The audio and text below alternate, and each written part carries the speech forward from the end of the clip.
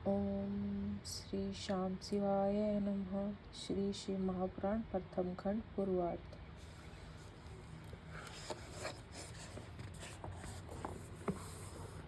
आज हम इसके 7वें अध्याय का पाठ करेंगे। श्री गणेशाय नमः। आज सप्तमो अध्याय है श्रोताओं के पालन करने योग्य नियमों का वर्णन। सोनक जी, हे शिव भक्तों में श्रेष्ठ महाबुद्धिमान सूत जी, आप धन्य हैं जो कि आपने यह अद्भुत एवं कल्याणकारिणी कथा हमें सुनाई।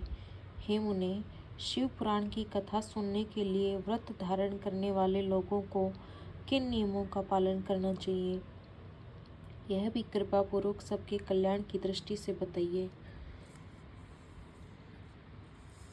सूत जी बोले, हे शौनक, अब शिव पुराण सुनने का व्रत लेने वाले पुरुषों के लिए जो नियम है उन्हें भक्ति पूर्वक सुनिए। नियम पूर्वक इस श्रेष्ठ कथा को सुनने से बिना किसी विघ्न बाधा के उत्तम फल की प्राप्ति होती है। दीक्षा से रहित लोगों का कथा श्रवण में अधिकार नहीं है। अतः मुने, कथा सुनने की इच्छा वाले सब लोगों का पहले वक्ता से दीक्षा ग्रहण करनी चाहिए। कथावृत्ति को ब्रह्मचर्य से रहना, भूमि पर सोना, पत्तल में खाना और प्रतिदिन कथा समाप्त होने पर ही अन्न ग्रहण करना चाहिए। जिसमें शक्ति हो वह पुराण की समाप्ति तक उपवास करके शुद्धतापूर्वक भक्ति भाव से उत्तम शिव पुराण को सुने। घृत अथवा दुग्ध पीकर सुखपूर्वक कथा श्रवण करें अथवा फलाहार करके अथवा एक ही समय भोजन करके इसे सुनना चाहिए। इस कथा का व्रत लेने वाले पुरुषों को प्रतिदिन एक ही बार हविष्यान्न भोजन करना चाहिए। जिस प्रकार से कथा श्रवण का नियम सुखपूर्वक पालित हो सके वैसे ही करना चाहिए। कथा श्रवण में विघ्न उत्पन्न करने वाले उपवास की तुलना में तो मैं कथा श्रवण में शक्ति प्रदान करने वाले भोजन को ही अच्छा समझता हूँ। गरिष्ठ अन्न, दाल,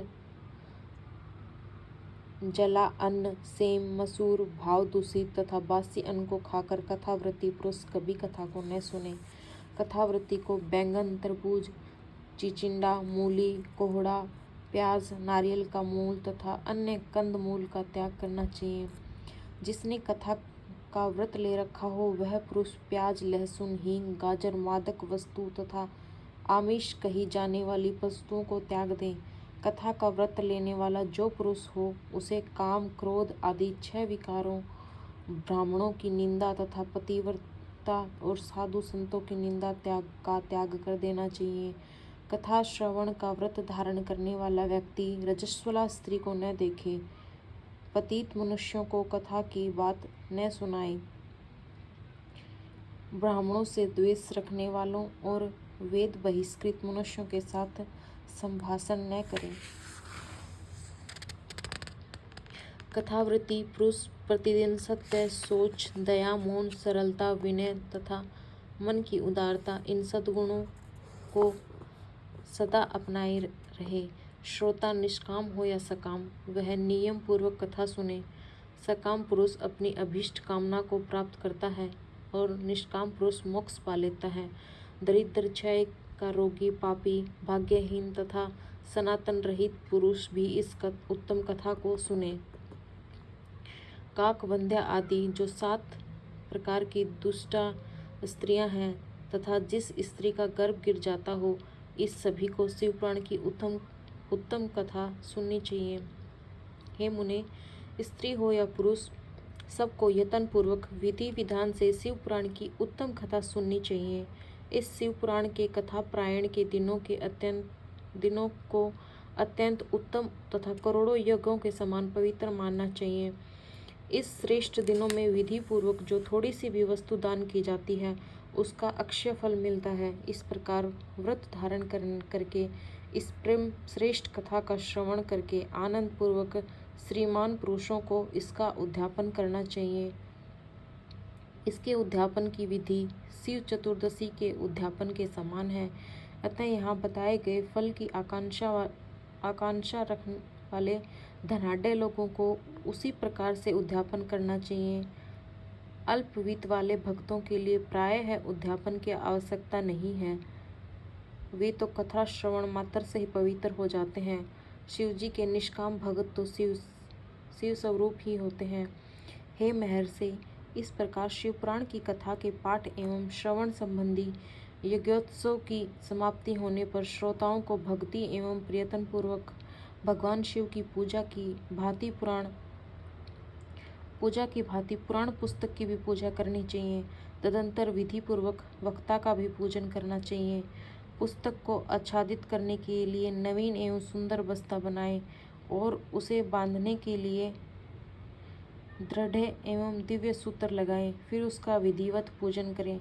पुराण के लिए जो लोग नया वस्त्र और सूत्र देते हैं, वे जन्मांतर में भोग और ज्ञान से संपन्न होते हैं। कथावाचक को अनेक प्रकार के बहुमूल्य पदार्थ देने चाहिए तथा उत्तम वस्त्र, आभूषण और सुंदर पात्र आदि विशेष रूप से देने चाहिए।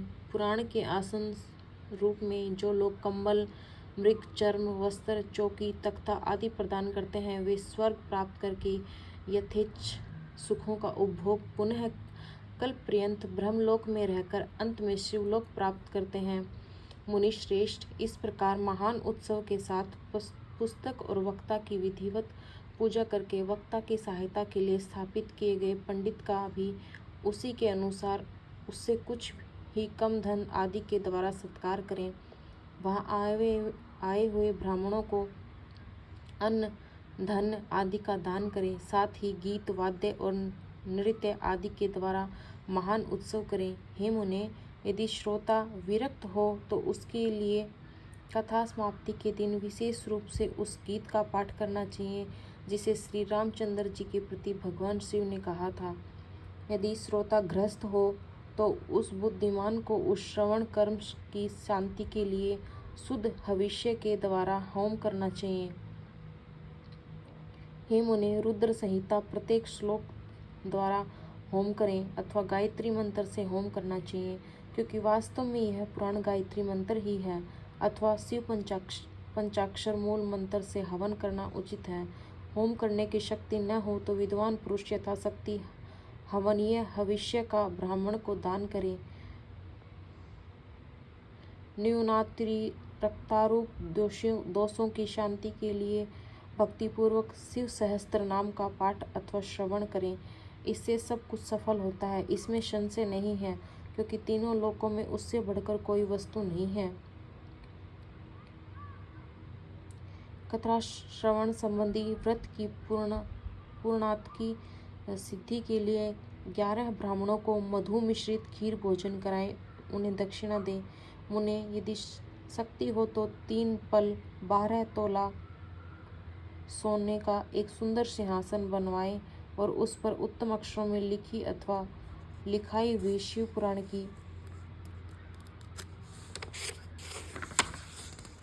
पुस्तक विधि पूर्वक स्थापित करें। तत्पश्चात पुरुष आह्वान आदि विविध उपचारों से उसकी पूजा करके दक्षिणा चढ़ाएं। तदंतर जितेंद्रिय आचार्य का वस्त्र, आभूषण एवं गंध आदि से पूजन करके उत्तम बुद्धि वाला श्रोता भगवान शिव के संतोष के लिए दक्षिणा सहित वह पुस्तक उन्हें समर्पित कर दे। हे शौनक, इस पुराण के उस दान के प्रभाव से भगवान शिव का अनुग्रह पाकर पुरुष भवबंधन से मुक्त हो जाता है। इस तरह विधि विधान का पालन करने पर श्री संपन्न शिव महापुराण संपूर्ण फल को देने वाला तथा भोग और मोक्ष का दाता होता है। हे मुने, मैंने आपको शिव पुराण का यह सारा महात्म्य जो संपूर्ण अभिष्ट को देने वाला है बता दिया। अब और क्या सुनना चाहते हैं? श्री संपन्न शिव पुराण समस्त पुराणों का तिलक स्वरूप माना गया है। यह भगवान शिव को अत्यंत प्रिय, रमणीय तथा भवरोग का निवारण करने वाला है। जो सदा भगवान विश्वनाथ का ध्यान करते हैं, जिनकी वाणी शिव के गुणों की स्तुति करती है और जिनके दोनों कान उनकी कथा सुनते हैं, इस जीव जगत में उन्हीं का जन्म लेना सफल है। वे निश्चय ही संसार सागर से पार हो जाते हैं। भिन्न भिन्न प्रकार के समस्त गुण जिनके सच्चिदानंदमय स्वरूप का कभी स्पर्श नहीं करते, जो अपनी महिमा से जगत के बाहर और भीतर वाणी एवं मनोवृत्ति रूप में प्रकाशित होते हैं, उन अनंत आनंद घन रूप परम शिव की मैं शरण लेता हूँ। इति श्रीकांदे महापुराणे संत कुमार संहितायां श्री शिव पुराण श्रवणवर्ती नाम विधि निषेध पुस्तक वकृत पूजन वर्णनम नाम सप्तमो अध्याय है। इस प्रकार श्री शकंद महापुराण में संत कुमार संहिता के अंतर्गत शिव पुराण के श्रवण व्रतियों के विधि निषेध और ग्रंथ तथा वक्ता के पूजन का वर्णन नामक 7वां अध्याय पूर्ण हुआ। श्री शिव महापुराण महात्म्य पूर्ण हुआ। श्री शिवाय नमस्तुभ्यं। हर हर महादेव। भगवान शिव की कृपा आप सब पे बनी रहे। हर हर महादेव।